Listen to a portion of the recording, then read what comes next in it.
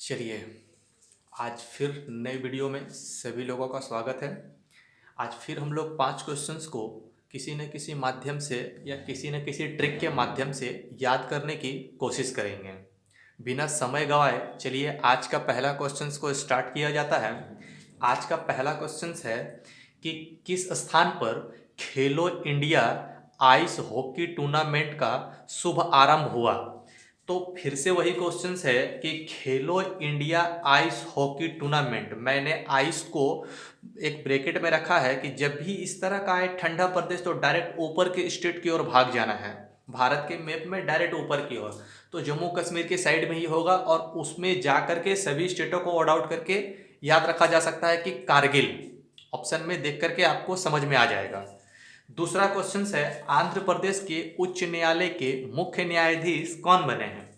तो आंध्र प्रदेश को मैंने ब्रैकेट में रखा है कि कभी भी किसी भी पोस्ट पर बैठे हो तो अंधा होने से या रूप ना होने से, रूप रंग ना होने से कोई मैटर नहीं करता है। तो इसीलिए इसको कोरिलेट करके आंध्र प्रदेश का उच्च न्यायालय का न्यायाधीश किसे बनाया गया है, तो अरूप चटर्जी को, अरूप चटर्जी गोस्वामी को। पूरा नाम याद करने की जरूरत नहीं है, केवल ये ट्रिक याद रखेंगे कि आंध्र प्रदेश है तो अंधा होने से कोई मतलब नहीं है, उस पोस्ट पर जाने के लिए रूप रंग से भी कोई मतलब नहीं है।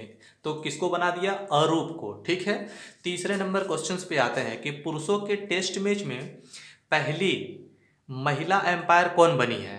तो महिला एम्पायर को मैंने महिला को कोड करके रखा हुआ है एक बॉक्स में, महिला। तो सभी में जब डिस्कशन हो रहा है याद करने के लिए क्या हो सकता है कि महिला को एम्पायर बनाया जा रहा है, तो सभी में डिस्कशन हो रहा है कि क्या ये उचित है कि नहीं है। तो सभी ने कहा कि किसी को भी बनाया जाए, लेकिन डिसीजन जो होगा वो क्या होना चाहिए, वो एकदम क्लियर, नीट एंड क्लीन होना चाहिए। तो इस पे लोगों ने डिसाइड किया कि क्यों ना क्लियर पोलो सेक को ही बना लिया जाता है। तो इस ट्रिक के माध्यम से भी इस क्वेश्चन का आंसर याद किया जा सकता है। तो पुरुषों के टेस्ट मैच में पहली महिला अंपायर कौन बनी है, तो क्लियर पोलो सेक।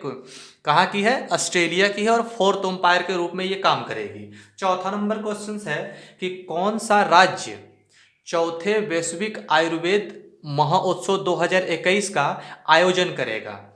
तो कौन सा राज्य करेगा, तो दो चीजें हैं।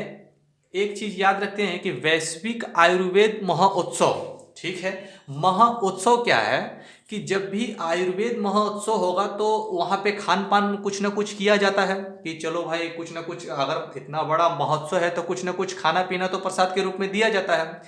तो एक चीज होता है कि आयुर्वेद में जब नाम आता है ना, तो उसमें एक, अगर खाने पीने की चीज को बोला जाए तो हमें मन में ऐसा लगता है कि उसमें सबसे बेस्ट जो सब्जी है वो करेले की है। क्यों, क्योंकि उससे ब्लड प्योर होता है, ये सब थॉट मन में आते हैं।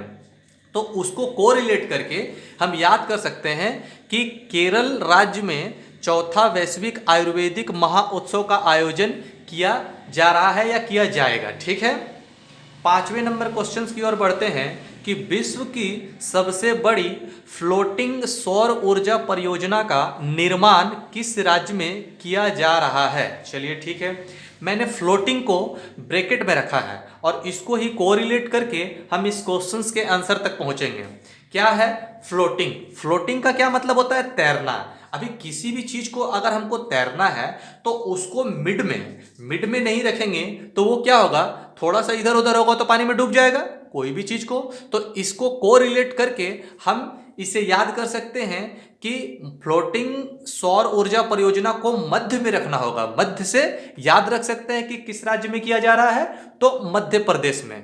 चलिए आज के लिए इतना ही, और ऐसे ही इंटरटेनिंग और ट्रिकी क्वेश्चंस को रिमेंबर करने के लिए चैनल को सब्सक्राइब कर दें और लाइक बटन को जरूर से जरूर प्रेस कर दें।